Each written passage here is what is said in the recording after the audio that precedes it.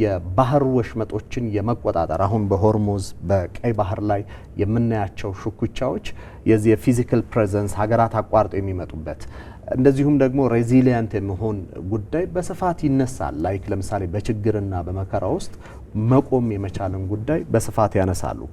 ከነዚህ ነጥቦች አንጻር ኢትዮጵያ ስፍሯ የቱ ጋር ነው? የቱ ጋር ነው ፕሬዘንሷ? የቱ ጋር ነው ህልውናዋ የሚለውን ነገር እስቲ እንመልከታው። ቅድም አንተ ስታነሳው እንደነበረው ለምሳሌ ሉዓላዊነት ከጊዜ ወደ ጊዜ ዲፊኒሽኑ እየተሻሻለ ነው የሚመጣው። ትርጓሜው እየተሻሻለ እያደገ እየረቀቀም ጭምር ነው የሚመጣው። ምክንያቱም ከዚህ በፊት ሉዓላዊነት ስንል መገለጫው ዳር ድንበር ነበር። ባንተ ሉዓላዊ ግዛት ውስጥ ሲባል በዳር ድንበር ውስጥ ማለት ነው። በዛ ዳር ድንበር ውስጥ የፈለከውን ማድረግ ትችላለህ ወደሚል ድምዳሜ ይሄዳል። አሁን ያለው የሉዓላዊነት ደግሞ በዳር ድንበርህ ውስጥ የታጠረም አይደለም፣ ጥቅምህ እስካለበት ድረስ። ለዛ ነው ብዙ ጊዜ አሁን ባለው ዲፊኒሽን ድንበር ማለት እዚህ ከዚህ ተራራ ወደዛ፣ ከዚህ ተራራ ወደዚህ፣ ከዚህ ዛፍ ወደዛ፣ ከዚህ ዛፍ ወደዚህ ወይም ከዛ ከተተከለ ድንጋይ ወይ እዚህ ካለው ማህበረሰብ ወይ ከዚህ ወንዝ ብላ አይደለም የምከለለው። አሁን ድንበር የት ነው ሲባል ጥቅምህ ያለበት ነው። ስለዚህ ለኔ ሉዓላዊነት ማለት የራስን ሀብት መጠቀም መቻል፣ የመጠቀም ነጻነት መኖር፣ ሌላኛው ደግሞ ጥቅምህን በየትኛውም የዓለም ቀጠና ላይ ማስጠበቅ ጥቅምህን። ምክንያቱም ሁሉም ሀገር ከሉዓላዊ ግዛቱ ከሚባለው ወይም በዳር ድንበር ታጥሮ ከተሰጠው ግዛት ውጪ ጥቅም አለው። ለምሳሌ ኢትዮጵያ በቀይ ባህር ላይ ጥቅም አላት። ኢትዮጵያ በሆርሙዝ ሰርጥ ላይ ጥቅም አላት። ለዛ እኮ ነው ጥቅም ስላለን ነው ሆርሙዝ ሰርጥ መዘጋት ኢኮኖሚያችን ላይ ጫና ይፈጥራል። ቀይ ባህር ሰላም አለመሆኑ በፖለቲካችንም በኢኮኖሚያችንም ላይ ጫና ይፈጥራል። ስለዚህ ሉዓላዊነት ማለት ትላንትና በነበረበት ዲፊኒሽን አይደለም ዛሬ። ስለዚህ እነዚህን ሉዓላዊነትን ለማስጠበቅ ደግሞ ምን ያስፈልጋል ስትል ሉዓላዊነትን ማስጠበቅ የሚችሉ ተቋማት፣ ለምሳሌ ሀብትህን መጠቀም የሚችሉ ሀብትህን አውጥተው መጠቀም የሚችሉ ወደ ኢኮኖሚ አሴትነት መቀየር የሚችሉ ተቋማት ያስፈልጋሉ። ቅድም ኢትዮጵያ እየተገነባች ነው ሲባል እንደ ህንፃ ግንባታ የሚያዩ አካላት አሉ። አንዳንዴ በቃ የታለ ቢታየው ክቡር ጠቅላይ ሚኒስትሩን በማብራሪያቸው ውስጥ አንደኛ ያነሱት ነገር ህንፃ ሲገነባ ይታያል። በቃ የተወሰነ መሰረት ቆፍረ ምናምን አውጥተ ወደ ላይ አንድ ፍሎር ስታመጣ ይታያል፣ ስትጨምር ሁለተኛ ፍሎር ይታያል። ሀገር ሲገነባ ግን እንደዛ አይደለም። ተቋማት ሲገነቡ ግን እንደዛ አይደለም። ከየት ተነስተን ወደ የት ሄድን? ለምሳሌ የቅድም እንዳነሳሁት የኢንዱስትሪዎች የማምረት አቅም ከ30 ወደ 61% አድጓል ስትለው 61 ፎቅ ወደ ላይ ገንብታል ማለት አይደለም። ኢንዱስትሪዎች ባላቸው ሪሶርስ ተጠቅመው ማምረት ይችሉት ከነበረው የሚያመርቱት 30% ነበረ። አሁን ያ ወደ 61% አካባቢ አድጓል ወይም ደግሞ ከ65% በላይ ተሻግሯል ስትል ላይታይ ይችላል። ለምሳሌ እያንዳንዱን ወስደ እዚህ ጋር አንድ በልና ጀምር ብለህ አይደለም 34,000 መዋለ ህጻናቶችን ገንብተናል ስትል አንድ ቦታ ተከምሮ እስካላየው ድረስ አላምንም የሚል ያለ አንድ ቦታ ጋር በቃ ሁሉ ነገር ተቋማቱ አንድ ቦታ ካልተከመሩልኝ የሚታዩ በቁጥር የሚታዩ ናቸው። ለምሳሌ ተቋማት ስትል የኢትዮጵያ አየር መንገድ ግዙፍ ተቋም ነው። ይሄ ተቋም ከዛሬ 8 ዓመት በፊት 100 አውሮፕላኖችን ያስተዳድር ነበር። ዛሬ 170 ምናምን አውሮፕላኖችን ያስተዳድራል። እንግዲህ በኦልሞስት በ70 ምናምን ዓመታት እድሜ ውስጥ 100 ደርሶ የነበረ ተቋም በ7 ዓመትና በ8 ዓመታት ውስጥ 70 ምናምን ጨምሯል። ሬቨኒው ስታይ ከ2.4 ቢሊዮን ወደ 7.6 ቢሊዮን አድጓል በ7 ዓመት ውስጥ። ይሄ ተቋሙ ምን ያህል እየተገነባ ለመምጣቱ ማሳያ ነው። የሰራተኛ ቁጥር ስታይ ለምሳሌ ከ16,000 ወደ 28,000 ምናምን ያደገው በ8 ዓመት ውስጥ። ስለዚህ ይሄን ሁሉ ነገሮች ስታይ ተቋማት እያደጉ ነው የሚለውን ለመውሰድ ትችላለህ።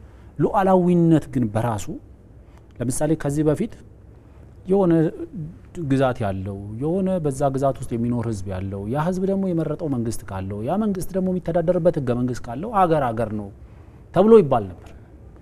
አሁን ባለው ነባራዊ ሁኔታ ደግሞ ሀገር ማለት ጥቅሙን ማስጠበቅ የሚችል ሀብቱን አውጥቶ መጠቀም የሚችል ለምሳሌ በዚህ 1000 ኪሎ ሜትር ላይ የተዘረጋ ባህር ገብ የሆነ መሬት አለኝ የሚል ሀብት ልታወራ ትችላለህ።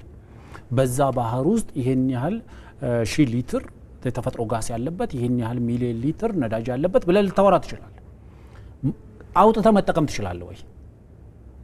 አሁን ባለው ነባራዊ ሁኔታ ያንን በሺህ ኪሎ ሜትሮች ላይ የተዘረጋ ባህር ገብ የሆነውን መሬትን አልምተ ወደ ወደብነት ቀይረ ወደ ተለያዩ ሪዞርቶች ቀይረ ቱሪስት ስበሃል ወይስ የቀጠናው ሀገራት ያንተን ፖርት መጠቀም ጀምረዋል ወይ?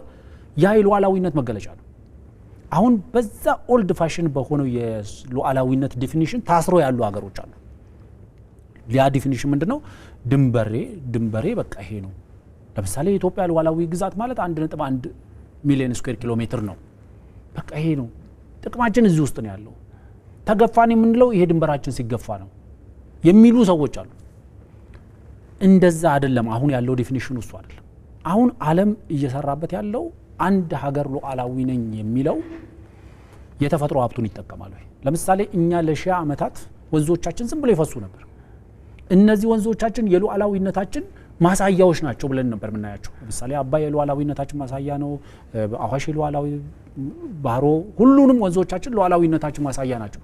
የሉዓላዊነታችን ማሳያ መሆን የሚችሉት ስንጠቀምባቸው ነው። ከመሬት በታች ነዳጅ ከመሬት በታች ወርቅ አለን ማለት እሱ ሉዓላዊት ሀገር አያስብልህም። ከመሬት በታች ያለውን ሀብትን አውጥተ መጠቀም ነው። ለምሳሌ ይሄ ቅርስ አለኝ ማለት ሉዓላዊት ሀገር አያሰኝህ። ያንን ቅርስ ኮንቨርት አድርገ ቁርስ አድርገ ዜጎችን አብልተ ማሳደር ካልቻልክ የትም አትደርስም በሉዓላዊነት ዲፊኒሽን፣ አሁን ባለው የሉዓላዊነት ዲፊኒሽን። ስለዚህ እኔ እስከሚገባኝ ድረስ ዛሬ ባለንበት ዓለም ሉዓላዊነታችንን ዲፌንድ ማድረግ የሚችሉ ተቋማት ገንብተናል። ለምሳሌ የመከላከያ ተቋማታችን፣ አየር ኃይላችን፣ የምድር ሰራዊቱ፣ የሳይበር አርሚው ጠቅላላ ሁሉንም አንድ ላይ ኮምፓይል አድርገተ የገነባ ነው ኃይል ሉዓላዊነታችንን በየትኛውም የዓለም ዳርቻ ላይ ብሔራዊ ጥቅማችንን ማስጠበቅ ይችላል። ምክንያቱም ለኔ የኢትዮጵያ መከላከያ ሰራዊት ለኢትዮጵያ የሚመጥን መከላከያ ሰራዊት ገንብተናል ብለን መኩራራት የምንችለው በየትኛውም የዓለም ክፍል የኢትዮጵያን ብሔራዊ ጥቅም ማስጠበቅ ይችላል ወይ ነው። ያ ነው መስፈሪያው።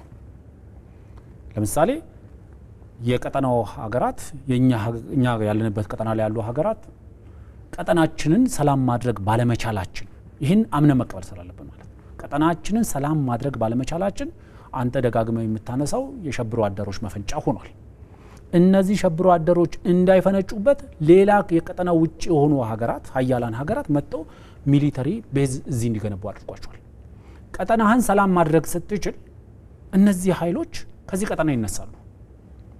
ምክንያቱም እዚህ ያለውን ብሔራዊ ጥቅማቸውን በሰላም ማረጋገጥን ስለሚችሉ ለምሳሌ ብዙ ቾክ ፖይንቶች አሉ በዓለም ላይ ወይም ደግሞ ማንቁርቶች፣ የሜሪታይም ማንቁርቶች አሉ አይደል? እነዛ ማንቁርቶች ሁሉም ላይ ሚሊተሪ ቤዝ ገንብተው ነው እየሰሩ ያሉት። ሆርሙዝ ሰርጥ ላይ አሜሪካ ሚሊተሪ ቤዝ ገንብታ ነው ያስጠበቀችው። ፖስፐረስ ላይ እንደዛ ነው ያደረገችው። ስትሬት ኦፍ መላይካ ላይ ቤዝ አስቀምጠው ወታደር አስፍረው ነው ያስጠበቁት።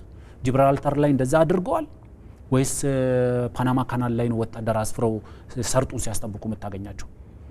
የደካማ ሀገራት ስብስብ ባለበት ቀጠና ላይ ደካማ ሀገራት ቀጠናውን ሰላም ማስጠበቅ ባልቻሉበት አካባቢ እነዚህ ሀገራት ቤዝ ገንብተው ጥቅማቸውን ያስጠብቃሉ፣ ጥቅም ስላላቸው።